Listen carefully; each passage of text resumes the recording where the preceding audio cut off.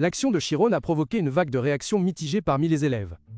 Malgré les cris d'avertissement face au danger, Émile encourageait toujours bruyamment. Dans la salle technique, l'ambiance était morose. Tad, pensif, pensait que la compétition était un moyen d'arriver plus vite, et que ralentir N était pas grave. Les élèves continuaient d'avancer, et une fois la ligne franchie, tous deviendraient mages. Cependant, ces paroles n'apaisèrent pas Maria, qui fondit en larmes d'angoisse et de peur. De retour à l'examen tendu, le directeur Alpéas prit la décision finale. Il annonça solennellement que elle, épreuve continuerait, affirmant assumer l'entière responsabilité de tout. La déclaration du directeur calma toutes les disputes, transformant le chaos initial en clameurs d'encouragement retentissantes. Dans les airs, un immense piège acéré et pointu s'abattit soudainement à une vitesse terrifiante, visant directement Chiron et Marc. Dans cet instant de vie ou de mort, Chiron réalisa que ce piège semblait avoir une vie propre, se déplaçant de manière chaotique et sans aucune règle, l'empêchant d'en prévoir la trajectoire. La situation devint encore plus désavantageuse car Chiron devait en plus porter Marc, qui hurlait de désespoir face à la mort imminente. Face au danger, Chiron ne broncha pas. Il prit rapidement une décision audacieuse. Au lieu d'essayer d'esquiver, il concentra tout son esprit pour sentir et analyser la structure complexe du piège. Elle, énergie magique bleue de son corps se répandit, enveloppant et recréant la texture complexe de l'objet qui fonçait sur eux.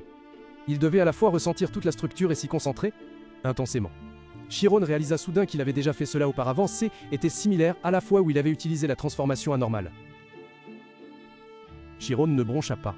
Il concentra sa puissance, son corps entier s'auréolant d'un éclat doré flamboyant. Une explosion magique éblouissante jaillit du sol. Des flots d'énergie dorée chatoyante commencèrent à se former, fonçant à une vitesse effroyable pour attaquer la structure complexe du piège.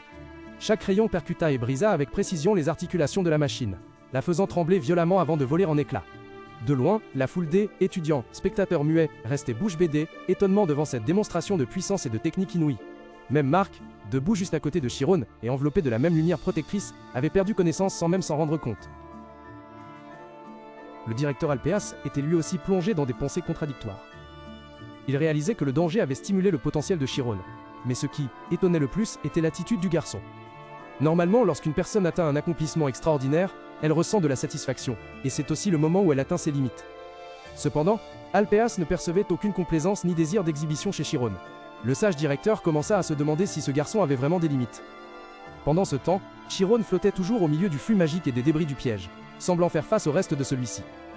La professeure était là, observant de loin, fut également sidérée. Elle constata que l'esprit de Chiron était parfaitement clair, sans la moindre préoccupation ni pensée superflue. La Progontun Sibi, densité de sa zone spirituelle, avait presque atteint le niveau absolu. Chiron calculait sa trajectoire dans un état d'extase, un état de pure concentration. Bien qu'elle reconnaisse pleinement le talent exceptionnel de son élève, les yeux analytiques d'Etela s'illuminèrent soudain d'une lueur d'inquiétude. Elle sentait que, précisément à cet instant, Chiron pouvait être confronté à un réel danger, et une autre explosion éclata aussitôt, confirmant son pressentiment. En plein vol, Chiron fonçait à travers une forêt d'obstacles d'un noir d'encre. Il remarqua que la distance entre eux diminuait, N étant plus que d'environ 1 mètre, et comprit qu'avec les 10 mètres restants, une téléportation normale ne pourrait pas le faire passer. En un éclair, une décision audacieuse jaillit dans son esprit, et les yeux de Chiron s'illuminèrent d'une lumière bleue éclatante. Au lieu d'une longue téléportation, il allait diviser sa magie, n'utilisant que 10% de son énergie à chaque déplacement. Chiron calcula mentalement une série de commandes complexes, un itinéraire de déplacement précis au centimètre près. Aussitôt, une traînée de lumière dorée traça un chemin sinueux, scintillant puis disparaissant parmi les masses sombres.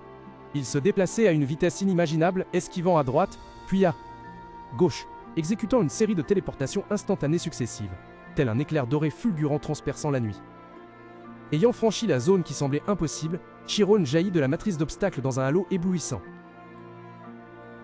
À peine avait-il franchi l'obstacle précédent que Chiron fut immédiatement confronté à un nouveau défi.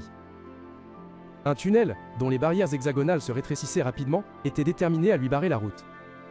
Constatant que l'espace se resserrait soudainement, Chiron opta pour une riposte tout aussi féroce. Il se transforma en un éclair de lumière jaune éclatante, utilisant son propre corps pour briser la première barrière.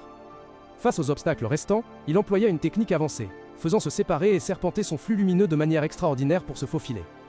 En contrebas, Eruki fut stupéfait en reconnaissant la technique que Chiron était en train d'exécuter. Il était sidéré de voir la lumière se courber, une chose qui était par essence impossible. Les autres étudiants partageaient sa consternation, se tournant vers Eruki pour lui demander la raison de ce phénomène étrange, car chacun savait que la lumière ne pouvait voyager qu'en ligne droite. Alors que les autres apprentis étaient encore sous le choc, Eruki expliqua calmement le principe derrière la technique de Chiron.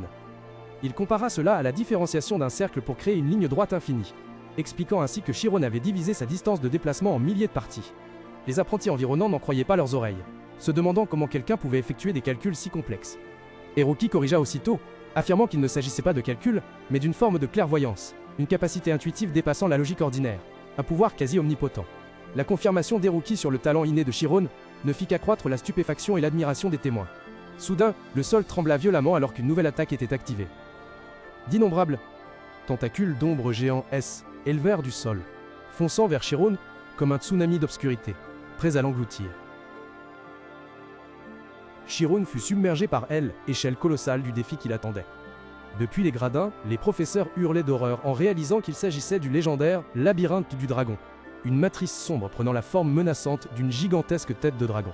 Témoin de la scène, Sienne fut stupéfaite, ne comprenant pas pourquoi le professeur superviseur avait créé un défi aussi dangereux. Elle se précipita immédiatement vers l'arène. Pendant ce temps, Mark se réveilla dans un état de confusion après sa téléportation, ignorant où il se trouvait. Sa perplexité se transforma rapidement en horreur pure, en voyant le monstre d'ombre se former devant lui. Alors que tous deux étaient aspirés à l'intérieur, Chiron garda un calme étonnant. Il traîna Mark, qui criait de peur, et se concentra intensément, déterminé à mémoriser l'ordre et la manière dont le labyrinthe était créé. À l'intérieur du labyrinthe, Chiron gardait un calme extraordinaire, ses yeux brillants d'énergie, tandis qu'il calculait son prochain mouvement pour échapper. Au contraire, Mark était en proie à une panique extrême, criant et implorant d'être secouru. À l'extérieur, un pilier de lumière a soudainement enveloppé le professeur Sienna et l'a téléporté. Elle est apparue juste devant le professeur Tad et lui a demandé paniqué d'arrêter immédiatement l'équipement du test. Tad, surpris, a expliqué que l'examen avait déjà été annulé. La consternation se lisait sur le visage de Tad lorsque Sienna a crié que Chiron et Mark étaient toujours piégés à l'intérieur. Réalisant son erreur fatale, Tad s'est immédiatement retourné et a couru vers la salle de contrôle dans un remords extrême. À ce moment précis, le professeur était là, a également été téléporté, le visage rempli d'anxiété. Elle a appelé ses collègues, puis a hurlé le nom de Chiron dans l'horreur. Son cri a semblé coïncider avec le moment où une créature gigantesque et terrifiante à l'intérieur du labyrinthe commençait à s'éveiller et se précipitait vers Chiron. Face au labyrinthe du dragon, Chiron étreignit Mark à la hâte, son corps rayonnant d'une aura dorée éclatante pour les protéger tous deux, alors qu'ils plongeaient à une vitesse vertigineuse. Un bruit de choc violent retentit, rendant la scène chaotique. Témoin de cette scène terrifiante, la foule d'eau, étudiants à l'extérieur, hurla de peur. Même les professeurs ne purent cacher leur stupéfaction et leur anxiété extrême, impuissants face à leurs deux élèves disparaissant dans l'obscurité du labyrinthe. Au milieu de l'atmosphère tendue, l'horloge sur la table du jury décomptait silencieusement les secondes. Les aiguilles des heures et des minutes se déplacèrent lentement, puis pointèrent ensemble le 12, signalant l'heure fatidique.